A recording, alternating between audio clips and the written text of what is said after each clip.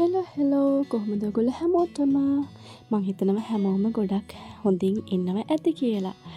ඉතින් කාලෙකට පස්සේ අද පොඩක් විශේෂ දවසක්. ඒ නිසා තමයි මම මේ වීඩියෝ එක ඔයාලට අරගෙන ඉන්නේ.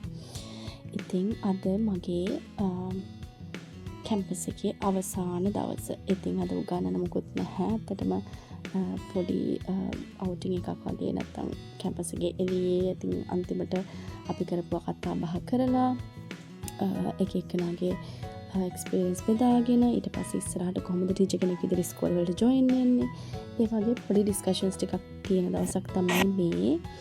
ඉතින් වෙනදා වගේම කොච්චි නැගලා ගිහින් ඉතින් ටික පයින් ගිහින් ඉතින් කැම්පස් එකට යනවා.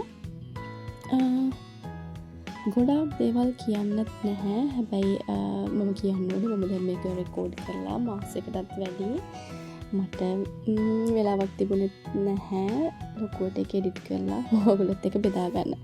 ඒ වුණාට මම හිතුවා ඔයාලත් එක්ක මේක පොඩ්ඩක් බෙදා ගන්න ඕනේ කියලා.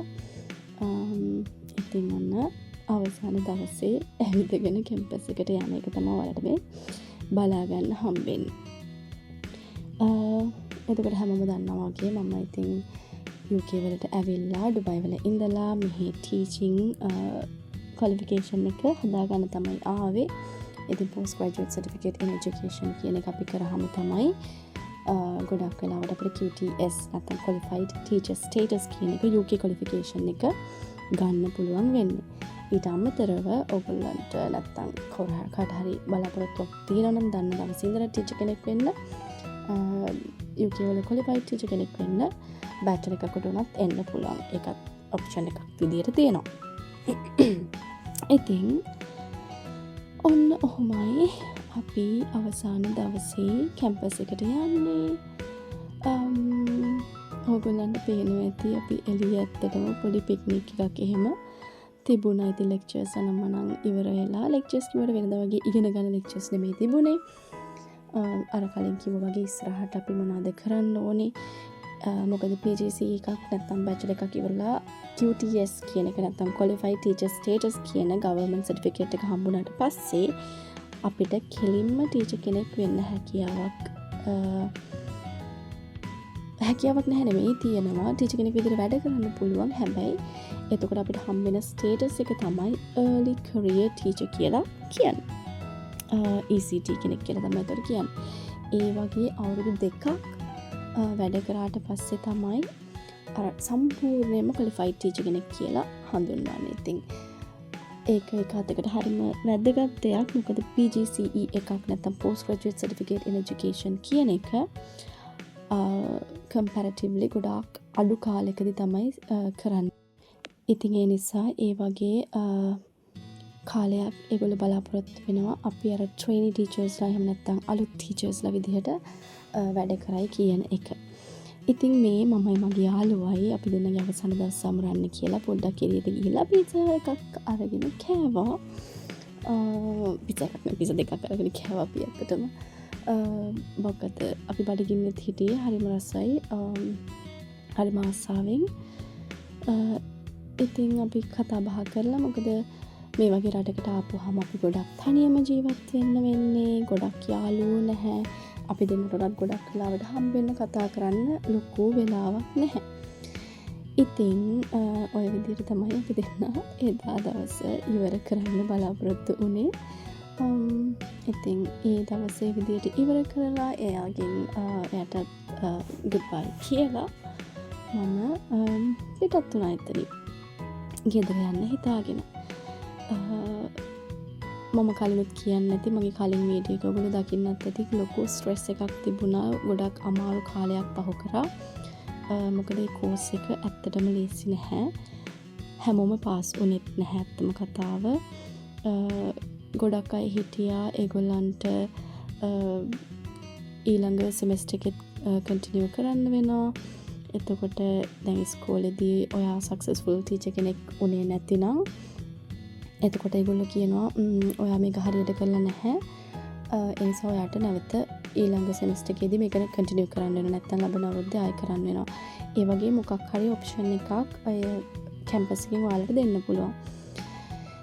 ඉතින් ඒ වගේ බොහෝම කටුක කාලයක් ගත කරලා තමයි මේ වගේ ක්වොලිෆිකේෂන් එකක් ගන්නේ. අතිශයෝක්තියක් නෙමෙයි. මම මෙහෙන්න කලින් බලපු හැම වීඩියෝ එකම ඒගොල්ලෝ ඒක එක්ස්ප්ලেইন කරලා තිබුණා. දැන් සාපේක්ෂව ගත්තාම මම දන්න දා ඉඳන් ඉගෙන ගත්තේ අධ්‍යාපනය පිළිබඳව. මම ලංකාවේ කැම්පස් එකේ කරෙත් ඒවා. එතකොට මම කරපු හැම ඩිග්‍රී එකම මම කරේ ඒවා. ඩුබායි වල ගිහිල්ලත් මම කරේ ඒක. ඉතින් සාපේක්ෂව මට අධ්‍යාපනය ගැන ඒ දේවල් ගැන ඒ හා සම්බන්ධ දේවල් ගැන ප්‍රායෝගිකවත් එතකොට න්‍යායාත්මකවත් මට තියෙන දැනුම වැඩි. මම දන්න තරමට ඒක මම ගොඩක් කල් දැන් කරන නිසා ඒ ගැන දන්නවා. හැබැයි එහෙම වුණා කියලා අලුත් රටක අධ්‍යාපනය කියන්නේ ඒක සිස්ටම් එක වෙනස් වෙනවා ගොඩක් වෙලාවට. දැන් උදාහරණයක් විදිහට ගත්තොත් අපි UK වල ක්වොලිෆයිඩ් ටීචර් කෙනෙක් වුණා කියලා ඒ සුදුසුකම අරගෙන හැම රටේම ගන්නන්න යන්න බෑ. සමහර වෙලාවට උදාහරණයක් විදිහට ගත්තොත් ඔයාලට වෙන රටකට යන්න ඕන නම් ඒක පිළිගන්න රටවල් බොහොමයක් තියෙනවා. හැබැයි හැම රටේම පිළිගන්නෙත් නැහැ. එතකොට අපිට හොයලා බලන්න වෙනවා මොන රටේද මේක වැලිඩ් වෙන්නේ. එහෙම නැත්නම් අපිට තව මොන හරි කොටසක් ඉගෙන ගන්න ඕනිද?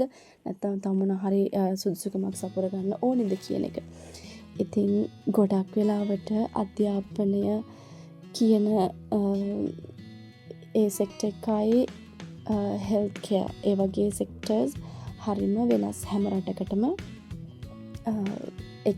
එකින් එක රටට ඒ දේවල් ගොඩක් වෙනස් වෙනවා. එතකොට අපිට අර ගොඩක් වෙලාවට අහනවනේ මේ ක්වොලිෆිකේෂන් එකෙන් මට පුළුවන් ද මේක කරන්න කියලා. ඒක උත්තර දෙන්න හරිම අමාරු ප්‍රශ්නයක් මම දන්න දවසේ ඉඳලා. මොකද මම ඩුබායි වල ගිහිල්ලත් මගේ තිබුණු ක්වොලිෆිකේෂන්ස් ඒගොල්ලෝ පිළිගන්නේද නැද්ද කියන ගැටලුව මට තිබුණා. හැබැයි ඒක ඩිපෙන්ඩ් වෙනවා. ඔයාට ඔප්පු කරන්න පුළුවන් නම් ඔයාට සුදුසුකම් තියෙනවා සහ ඔයාට උගන්නන්න හොඳටම පුළුවන් කියලා ඉස්කෝලයක් කැමතිනොත් එහිදී ඔයාට ඒ දේවල් කරගන්න පුළුවන්. හැබැයි මේ වගේ රටක ඒ කියන්නේ UK වලට ගත්තොත් එහෙම හැම සුදුසුකමක්ම පිළිගන්නේ නැහැ. ඔයාට වැඩ කරන්න පුළුවන් NQT විදිහට, ඒ කියන්නේ non qualified teacher කෙනෙක් විදිහට අවුරුදු කීපයක කාලයක්. ඒ කාලය ඇතුළත ඔයාට මේ qualification එක හදාගන්න වෙනවා. ඉතින් එහෙම support. Hi! This is our last day of PGCE. We started really fresh, we were excited, and now sayonara! We're gonna go. Sayonara, we're gonna We go. did a good job. Yeah, that's our last day. That's our last We day. somehow survived. We made it. Yeah, we made it. We did. And that's our sayonara, final goodbyes. bye. Say bye to the uni. Bye. That's Never see amazing. you again. Oh I'm my just God. kidding, guys. Okay. We're gonna come back for our graduation ceremony, which is next year. Stay Yes. tuned. Well done to us. Stay tuned. Thanks for watching. ගිහින් එන්නම් ආයෙත් හම්බෙමු. Bye bye.